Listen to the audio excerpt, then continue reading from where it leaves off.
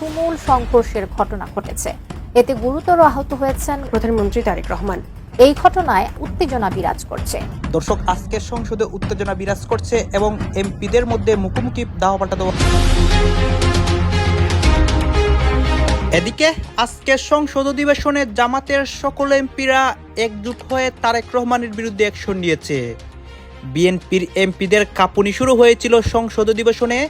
সারা দেশেই অস্থিতিশীল পরিবেশ বিরাজ করছে। আমি মাঝে মাঝে ভাবি বিএনপির সৌভাগ্য আল্লাহ আমাকে সংসদে রাখেনি। আপনি হচ্ছে জনগণের সেবক, আপনি সেই সেবক হয়ে মালিকের কথা শুনতেছেন না, মালিক কিন্তু আপনাকে ফেলে দিবে। পর্দার অন্তরালে একটা সুখবর দেব, যে সুখবর আপনারা খালি চোখে দেখেন না। শত হতাশার মধ্যেও একটা ভালো দিক, যেটা এনসিপি এমপি জনাব আক্তার হোসেন কিছুটা বলে ফেলেছেন। বাস্তব কথা হচ্ছে, বিএনপি যাই করুক, জামাত জোট অবিশ্বাস্যভাবে অনেক দূরে এগিয়ে গেছে। বাংলাদেশের রাজনৈতিক দৃশ্যপট বর্তমানে একটি অভূতপূর্ব ও জটিল আইনি রাজনৈতিক প্রক্রিয়ার মধ্য দিয়ে যাচ্ছে।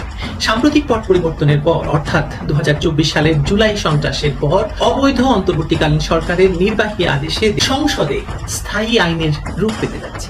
আমি আপনাদের এই মুহূর্তে এমন একটা নিউজ দিব, যে নিউজটা শুনলে বাংলাদেশের 18 কোটি মুসলমানের কলিজা ঠান্ডা হয়ে যাবে ইনশাআল্লাহ।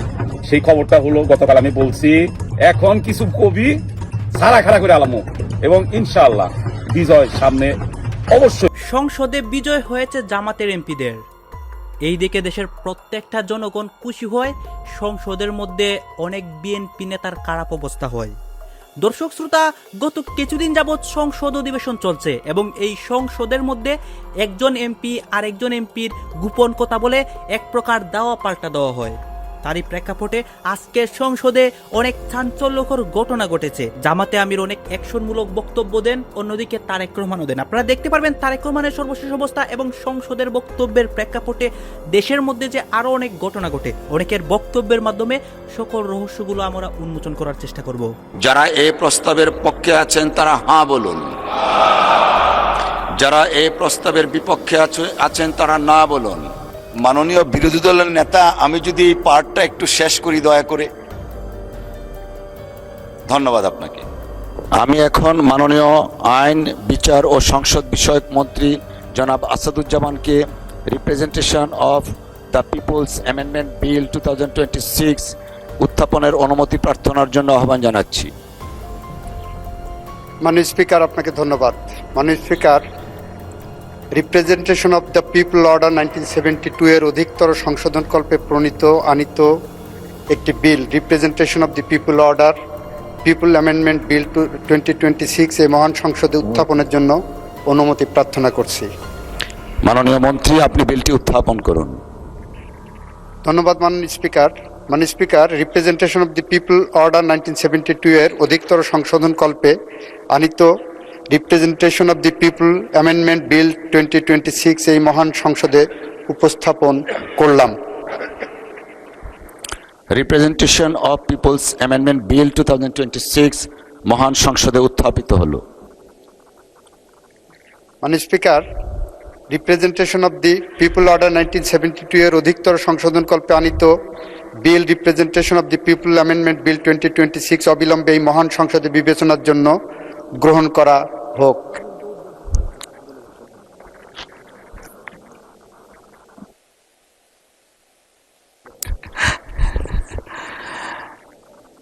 সংসদের সামনে প্রশ্ন হচ্ছে, সংসদে উত্থাপিত representation of the people amendment bill 2026 অবিলম্বে বিবেচনার জন্য গ্রহণ করা হোক। যারা এই প্রস্তাবের পক্ষে আছেন তারা হ্যাঁ বলুন, যারা এই প্রস্তাবের বিপক্ষে আছেন তারা না বলুন। আমার মনে হয় হ্যাঁ জয়যুক্ত হয়েছে, হ্যাঁ জয়যুক্ত হয়েছে, হ্যাঁ জয়যুক্ত হয়েছে। অতএব সংসদ উত্থাপিত representation of the people's amendment bill 2026 অবিলম্বে বিবেচনার জন্য গৃহীত হল। মাননীয় সদস্যবৃন্দ, বিলটির উপর দফা ওয়ারি কোনো সংশোধনী নেই। আমি এখন বিলের দফাগুলো সংসদের সামনে পেশ করছি। সংসদের সামনে প্রশ্ন হচ্ছে, বিলের দফা 2, 3, 4, 5 এ বিলের অংশ হিসাবে গ্রহণ করা হোক। যারা এই প্রস্তাবের পক্ষে আছেন তারা হাঁ বলুন, যারা এই প্রস্তাবের বিপক্ষে আছেন তারা না বলুন। আসলে আমাদের জন্য দুঃখজনক, এটা সংসদের রীতি। নিজের দলের মন্ত্রীর মুখের ওপর চরম সত্য কথাটা ছুড়ে দিলেন সরকারি দলেরই এক সংসদ সদস্য। ভরা সংসদে দাঁড়িয়ে নিজ দলের দুর্নীতি আর লুটপাটের ফিরিস্তি তুলে ধরে মন্ত্রীকে রীতিমতো তুলোধনা করলেন তিনি। আর অন্যদিকে সংসদের আরেক কোনায় ঘটেছে চরম অপমানজনক এক ঘটনা। যে আন্দালিব রহমান পার্থ একসময় তরুণদের আইডল ছিলেন, যার জ্বালাময়ী ভাষণে নেট দুনিয়া কাঁপত, সেই পার্থকে আজ সংসদে দাঁড়িয়ে শুনতে হচ্ছে ভুয়া ভুয়া স্লোগান। বিরোধী দলের সংসদ সদস্য থেকে শুরু করে গ্যালারির দর্শকরা পর্যন্ত তাকে বয়কট করছে। কেন এই পতন? কেন নিজের দলের মন্ত্রীর দিকে আঙুল তুললেন এমপি? আর কেনই বা আন্দালিব রহমান পার্থর আজ এই করুণ দশা? দর্শক, গতকালকের সংসদে ঘটে যাওয়া এই দুটি শ্বাসরুদ্ধকর ঘটনার পেছনের আসল রাজনীতিটা চলুন একটু তলিয়ে দেখা যাক। প্রথমে আসা যাক কুমিল্লা 6 আসনের সরকারি দলের সংসদ সদস্যের কথাই। আমরা সাধারণত কি দেখি? সরকারি দলের এমপিরা সংসদে দাঁড়িয়ে নিজেদের সরকারের কেবল গুণগান গায়, মন্ত্রীদের তোষামোদ করেন। কিন্তু এই এমপি তো রীতিমতো বোমা ফাটালেন। নিজের দলের সড়ক পরিবহন মন্ত্রীর সামনে দাঁড়িয়ে তিনি যে অভিযোগগুলো আনলেন তা শুনলে যে কারো চোখ কপালে উঠবে। তিনি সরাসরি প্রশ্ন ছুড়ে দিলেন, 750 কোটি টাকার প্রজেক্ট কিভাবে ফুলে ফেঁপে 17,000 কোটি টাকা হয়ে যায়? এই বিপুল পরিমাণ অর্থের হরিলুট কে করলো? শুধু তাই নয়, নকশায় থাকা আন্ডারপাস এবং ওভারপাসগুলো কোথায় গেল? এগুলো কি হাওয়ায় মিলিয়ে গেছে? সবচেয়ে ভয়ঙ্কর যে অভিযোগটি তিনি করেছেন তা হলো রাস্তায় ব্যারিকেড দিয়ে রাস্তা বন্ধ করে রাখার কারণে দুর্ঘটনা আর প্রাণহানির বিষয়টি। তিনি স্পষ্ট করে বলেছেন, 2014 সালের পর থেকে এ পর্যন্ত এই অব্যবস্থাপনার কারণে বহু মানুষ মারা গেছে। একজন মানুষেরও কি ক্ষতিপূরণ দেয়া হয়েছে? তার এই প্রশ্নগুলো শুধু মন্ত্রীর দিকে ছোড়া তীর ছিল না, এটি ছিল পুরো সিস্টেমের গালে একটি বিরাট চপেটাঘাত। লক্ষ্য করুন, যখন তিনি এই প্রশ্নগুলো করছেন তখন মন্ত্রীর শারীরিক ভাষা কেমন ছিল। মন্ত্রী মহোদয় যখন উত্তর দিতে দাঁড়ালেন তার কণ্ঠে ছিল সেই চেনা আমলাতান্ত্রিক সুর। কাজ চলছে, নকশা সম্প্রসারণ করা হচ্ছে, বাজেট অ্যাডজাস্ট করা হচ্ছে, এসব গালভরা বুলি দিয়ে তিনি মূল প্রশ্নগুলোকে পাশ কাটিয়ে যাওয়ার চেষ্টা করলেন। মন্ত্রী বললেন, আগের সরকারের আমলের প্রকল্প সংশোধন করা হচ্ছে, কিন্তু 750 কোটির বাজেট 17,000 কোটি টাকা হওয়ার ম্যাজিকটা নিয়ে তিনি কোনো সদুত্তর দিতে পারলেন না। এখানে এই এমপি মহোদয়ের সাহসের প্রশংসা না করলেই নয়। দলকানা রাজনীতির এই যুগে, যেখানে নিজের দলের বিরুদ্ধে টু শব্দ করলেই রাজনৈতিক ক্যারিয়ার হুমকির মুখে পড়ে, সেখানে তিনি সাধারণ মানুষের জীবনের কথা, দুর্নীতির কথা, লুটপাটের কথা অকপটে বলে দিয়েছেন। তিনি প্রমাণ করেছেন একজন সংসদ সদস্যের আসল দায়বদ্ধতা দলের প্রতি নয়, বরং জনগণের প্রতি। তিনি যে কথাগুলো বলেছেন তা মূলত দেশের কোটি কোটি সাধারণ মানুষের মনের কথা। নিজ দলের সমালোচনা করার এই যে সৎসাহস তিনি দেখিয়েছেন, রাজনীতিতে এমন নেতারই আজ বড় প্রয়োজন। প্রত্যেকটি কথা সরকার সচিবরা যা বলে দিচ্ছে, ওই যারা টাকা লুটপাট করেছে তারা শিখিয়ে দিয়েছে। দর্শক, রাজনীতির এমন সব হাঁড়ির খবর, ভেতরের সত্য আর বস্তুনিষ্ঠ বিশ্লেষণ সবার আগে পেতে গল্প নিউজ চ্যানেলটি এখনই সাবস্ক্রাইব করে রাখুন। এবার চলুন সংসদের দ্বিতীয় ঘটনাটির দিকে নজর দেওয়া যাক, যা রাজনৈতিক পালা বদলের এক চরম উদাহরণ। আন্দালিব রহমান পার্থ একসময় যার কথা শোনার জন্য মানুষ অপেক্ষায় থাকতো, যাকে বলা হতো তরুণ প্রজন্মের ক্রেজ, সেই পার্থ সংসদে দাঁড়িয়ে কথা বলতে গেলেই এখন বিরোধী দল, বিশেষ করে বাংলাদেশ জামায়াতে ইসলামী সদস্যরা এবং গ্যালারিতে বসার সাধারণ মানুষ ভুয়া ভুয়া বলে স্লোগান দিচ্ছেন। পরিস্থিতি এমন পর্যায়ে পৌঁছেছে যে তাকে রীতিমতো বিভ্রান্ত ও অসহায় দেখাচ্ছিল। কিন্তু কেন এমন হলো? এর পেছনের গল্পটা বুঝতে হলে আমাদের একটু পেছনে ফিরে তাকাতে হবে। নির্বাচনের আগে এই আন্দালিব রহমান পার্থই ছিলেন সংবিধানের সবচেয়ে বড় সমালোচকদের একজন। তিনি জোর গলায় বলতেন, এই সংবিধান দিয়ে দেশ চলতে পারে না, এই সংবিধান সংস্কার করতে হবে, দরকারে ছুঁড়ে ফেলতে হবে। তার সেই বিপ্লবী কথা শুনে তরুণ সমাজ ভেবেছিল পার্থ হয়তো সত্যিই কোনো গুণগত পরিবর্তনের রাজনীতিতে বিশ্বাস করেন। কিন্তু ক্ষমতায় যাওয়ার পর, বা বলা ভালো বিএনপির সাথে জোট করার পর, পার্থর সেই বিপ্লবী চেহারা পুরোপুরি বদলে যায়। এর আগের সংসদ অধিবেশনে তিনি এমনভাবে কথা বলেছেন যেন তিনি এই সংবিধানের সবচেয়ে বড় রক্ষক। সংবিধান নিয়ে তাকে রীতিমতো গদগদ হতে দেখা গেছে। যে সংবিধানকে তিনি ছুঁড়ে ফেলতে চেয়েছিলেন, এখন সেই সংবিধানকেই তিনি পরম যত্নে বুকে আগলে রাখছেন। তার এই ডিগবাজি খাওয়ার পেছনের আসল কারণটি কি? কারণটি খুবই পরিষ্কার। যেহেতু তিনি এখন বিএনপির সাথে রাজনৈতিক জোটে আছেন, আর বিএনপির বর্তমান ম্যান্ডেট হলো এখনই তড়িঘড়ি করে সংবিধান সংস্কার বা বাতিল না করা, তাই পার্থ সুবোধ বালকের মতো বিএনপির সেই লাইনেই হাঁটছেন।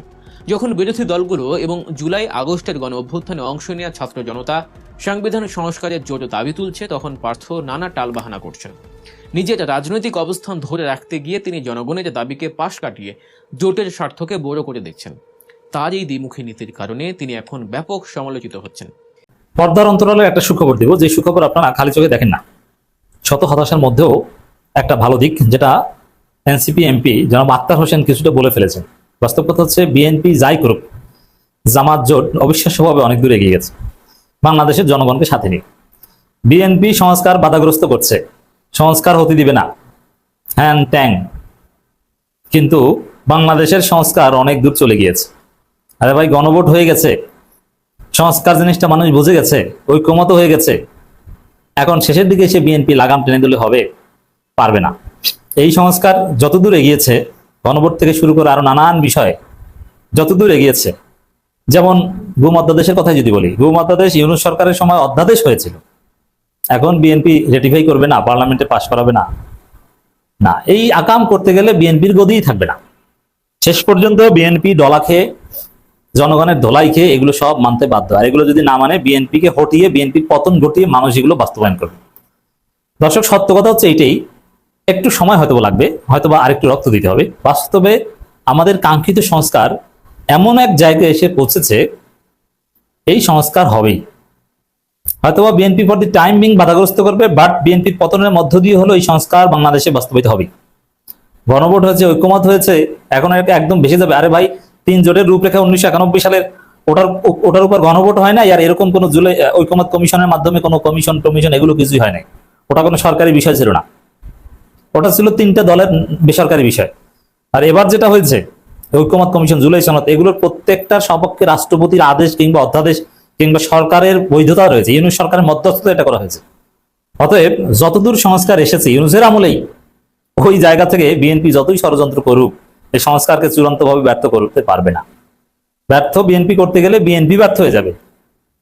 তো বিএনপি ব্যর্থ করার চেষ্টা করছে, কিন্তু পারবে না, এটা হচ্ছে সুখবর। আক্তার হোসেন, তিনি এমনিতেই প্রশংসায় ভাসছেন সংসদে বক্তব্য দিয়ে, কিভাবে জুলাই সনদকে বিকৃত করেছে বিএনপি, আর নানান বিষয়ে জ্বালাময়ী বক্তব্য দিয়েছেন। আন্দারিব রহমান পার্থকে ভালো ধোলাই দিয়েছেন। এই যে আক্তার, কিংবা আক্তার প্রকৃত একজন সৎ ছেলে, আমার অত্যন্ত স্নেহের কাছের ছোট ভাই। আক্তারকে অনেকে গরিবের ভাসানি বলে। এই ছেলেটা দেখেন, আল্লাহ তার সততার পুরস্কার দিচ্ছে। আক্তার জীবন অনেক কষ্ট করেছে, ভালো ডিপার্টমেন্টে পড়েছে, কিন্তু এইভাবে পড়াশোনা করতে পারেনি। বাংলাদেশের রাজনৈতিক দৃশ্যপট বর্তমানে একটি অভূতপূর্ব ও জটিল আইনি রাজনৈতিক প্রক্রিয়ার মধ্য দিয়ে যাচ্ছে। সাম্প্রতিক পট পরিবর্তনের পর, অর্থাৎ 2024 সালের জুলাই সন্ত্রাসের পর, অবৈধ অন্তর্বর্তীকালীন সরকারের নির্বাহী আদেশে দেশের অন্যতম প্রাচীন এবং বৃহৎ রাজনৈতিক দল বাংলাদেশ আওয়ামী লীগকে নিষিদ্ধ করার যে প্রক্রিয়া শুরু হয়েছিল, তা বর্তমানে নবনির্বাচিত সরকারের অধীনে সংসদে স্থায়ী আইনের রূপ পেতে যাচ্ছে। এই আইনি প্রক্রিয়া রাজনীতিতে নতুন মাত্রা যোগ করেছে এবং বিশ্লেষকদের সামনে একটি বড় প্রশ্ন দাঁড় করিয়েছে।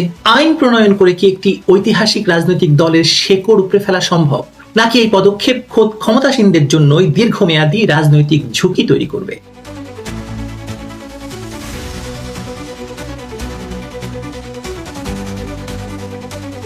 ইউনূসের অবৈধ অন্তর্বর্তীকালীন সরকারের জারি করা মোট 133টি অধ্যাদেশ ত্রয়োদশ সংসদের প্রথম অধিবেশনে গত 13ই মার্চ উত্থাপন করা হয়।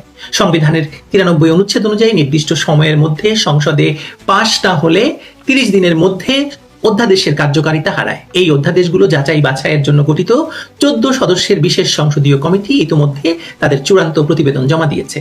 কমিটির সুপারিশ অনুযায়ী 98টি অধ্যাদেশ অপরিবর্তিত রেখে এবং 15টি সংশোধন করে আইনের রূপ দেওয়ার প্রস্তাব করা হয়েছে। এর মধ্যে সবচেয়ে আলোচিত এবং রাজনৈতিকভাবে সংবেদনশীল অধ্যাদেশটি হলো 2025 সালের সন্ত্রাস বিরোধী আইনের সংশোধনী অধ্যাদেশ। এই অধ্যাদেশের মাধ্যমেই মূলত 2009 সালের সন্ত্রাস বিরোধী আইনের কয়েকটি ধারা সংশোধন করে আওয়ামী লীগ এবং এর সহযোগী সংগঠনগুলোর কার্যক্রম নিষিদ্ধ করা হয়। একই আইনের আওতায় ইতিপূর্বে বাংলাদেশ ছাত্রলীগকেও নিষিদ্ধ করা হয়েছিল। প্রাথমিকভাবে গত বছর 9ই মে রাজধানীর যমুনা এলাকায় বাংলাদেশ জামায়াত ইসলামী, গণ অধিকার পরিষদ, ইসলামী ছাত্র শিবির, ইসলামী আন্দোলন বাংলাদেশ সহ কয়েকটি দলের সাজানো আন্দোলন অভিনয়ের প্রেক্ষিতে 11ই মে জরুরি বৈঠকে অন্তর্বর্তীকালীন সরকার অবৈধভাবে এই অধ্যাদেশ জারি করেছিল। তৎকালীন প্রজ্ঞাপনে বলা হয়েছিল, আন্তর্জাতিক অপরাধ ট্রাইব্যুনালে বিচার শেষ না হওয়া পর্যন্ত আওয়ামী লীগের কার্যক্রম বন্ধ থাকবে। কিন্তু বর্তমান সংসদীয় প্রক্রিয়ায় এই সাময়িক নিষেধাজ্ঞাকে একটি দীর্ঘমেয়াদী এবং কাঠামোগত আইনি রূপ দেওয়ার পদক্ষেপ গ্রহণ করা হয়েছে। সবচেয়ে গুরুত্বপূর্ণ বিষয় হলো শুধুমাত্র দল নিষিদ্ধ করেই এই আইনি প্রক্রিয়া থেমে থাকছে না, এর সঙ্গে যুক্ত করা হচ্ছে দর্শক, আপনারা তো দেখলেন এখানে কি কথা হচ্ছে। অনেকেই কিন্তু অনেক কথা বলতেছে, অনেকে আলোচনা করতেছে, অনেকে সমালোচনা করতেছে দেশের বিভিন্ন অবস্থা এবং পরিস্থিতি নিয়ে। বিশেষ করে এইখানে আমরা দেখতে পাচ্ছি দেশের রাজনীতির প্রেক্ষাপট নিয়ে কথা হয়, আর অনেক বিষয় নিয়ে কথা হয়। গাইজ, এই বিষয়গুলো দেখে এবং দেশের রাজনীতির প্রেক্ষাপটগুলো নিয়ে আপনার মন্তব্য কি? আপনার গুরুত্বপূর্ণ মন্তব্য অবশ্যই আপনারা আমাদের কমেন্ট বক্সে লিখে যাবেন। সর্বশেষ আপনাদের কাছে আমাদের একটা রিকোয়েস্ট থাকবে, আপনারা আমাদের চ্যানেলে নতুন দর্শক হয়ে থাকলে চ্যানেলটি সাবস্ক্রাইব করবেন এবং পাশে থাকা বেল বাটনটি বাজাবেন, যাতে করে নেক্সট ভিডিওটা সবার আগে আপনাদের কাছে পৌঁছে যায়। ধন্যবাদ।